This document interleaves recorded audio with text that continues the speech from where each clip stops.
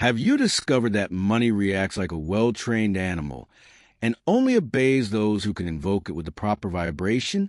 When you learn to command it, it doesn't just come, but multiplies in extraordinary ways. There are hidden energies that decide how much money comes into your life and how much moves away. And even toiling intensely, you may feel something blocking this energy. In 1925, Florence Scovel Shinn, a pioneering expert of spiritual science, revealed something revolutionary. Money doesn't react to need, but to authority. During the Great Depression, she taught ordinary women to command their money, and many increased their income in the midst of the worst economic crisis in history. The first principle is a decree of divine multiplication. Florence taught that money is a form of intelligent force that functions through specific laws. Money answers to the vibration of authority significantly more than to that of need. When you approach money as one who begs, you push away it. When you engage with it as one who commands, you attract it. Money functions like a well-trained soldier. If the commander wavers, the soldier doesn't act, but when the order is clear and firm, money flows. In New York, Florence taught her students to exercise stronger direction. Each morning, positioned in front of the mirror, they will hold themselves erect, inhale profoundly and declare, "Divine money, I command you to multiply my life now. You flow to me from all possible directions because I am an ideal vessel of infinite abundance." The key was in the force beneath the command, which needed to resonate as an irrevocable decree. Another vital component is mending the relationship with money. Florence said that money is feeling-based remembrance, and that our energy toward it creates imprints that determine whether it approaches or withdraws. If for years you've addressed money through fear, resentment, or guilt, it's as if you've driven away an expected guest. Most people have been invoking money with the voice of poverty and guilt. Before directing your money, Florence taught reconciliation with it. In silence, her students would say, "Dear money, pardon me for having seen you as my enemy. Today I understand that you are divine energy desiring to flow itself through me. I honor you, esteem you, and invite you into my life." This exercise was intense spiritual rewiring that completely changed a person's vibration. Progressing in this direction, Florence developed the energetic operation of poverty beliefs. Beliefs about money are like hidden foundations that determine how much your prosperity can grow. You can toil diligently, but if the roots are diseased, the tree will never produce abundant fruit. No one is born with poverty consciousness. We receive them from family conversations and childhood stories. Phrases like "money is dirty" or "to earn money you must suffer" embed themselves in the mind as internal laws. The process started with silence, where Florence asked them to investigate.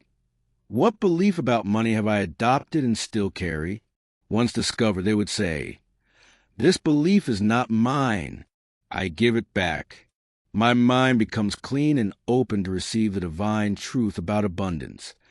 Then they would install new beliefs such as, "I am a recipient of infinite abundance," or "money comes to me effortlessly." Added to this, Florence taught the difference between desiring and demanding. Desires arises from lack. It's viewing what you want while feeling it's far away. Demand springs from a knowledge that something already comes to you through divine right. To desire is to say, "I don't have," producing more experiences of not having. To demand is to announce, "It's mine and I receive it now," triggering invisible forces. In this context, another principle is to originate instead of competing. Florence repeated, "Never compete for money, create it." Competing implies scarcity. Creating implies infinite abundance, knowing that you can generate new opportunities. When you compete, you concentrate on what others have. When you create, you connect with the infinite source, with singular new visions. Each person has a specific gift for generating wealth that, when expressed, not only generates income, but enriches others. In the same way, Florence taught the decree of absolute authority. It was an act of complete power over one's own financial kingdom.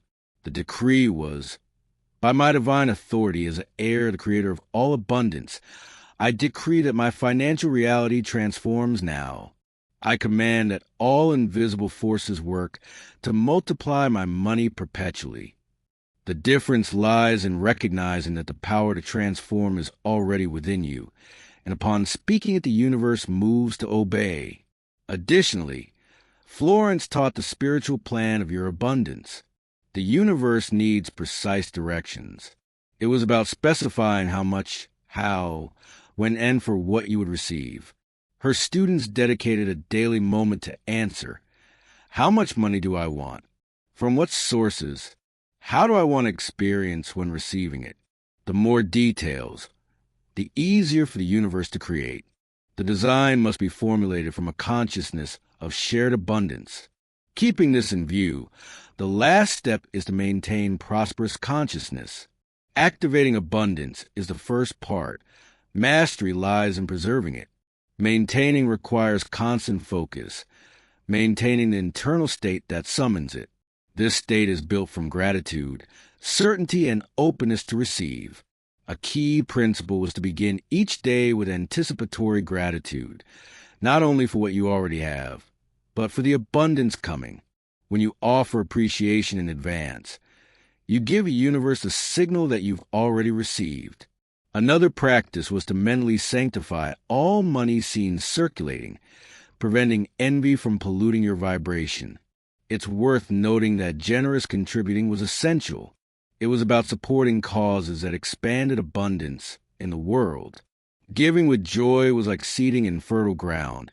What you give returns multiplied. The important thing is to feel that you join the universal flow. What you retain out of fear stagnates. What you give with love multiplies. Another key was to shield your mind. Steering clear of environments loaded with scarcity, because your consciousness is the attractor of your experience. Florence ended with a powerful reminder. You are not a subject of economic circumstances. You are the creator of your financial reality. Money is your servant and ally. Now reaffirm your commitment by saying, I decree that my prosperity grows perpetually in perfect harmony. I give with joy, receive with gratitude, and preserve the infinite flow of my wealth. If these words spoke to you, write in the comments, I decree, to seal your commitment. Share this video with someone who needs to recognize they're the creator of their reality. Subscribe to the channel and turn on the bell, because I will reveal more principles that can multiply your prosperity. Abundance doesn't come to those who wait, but to those who command.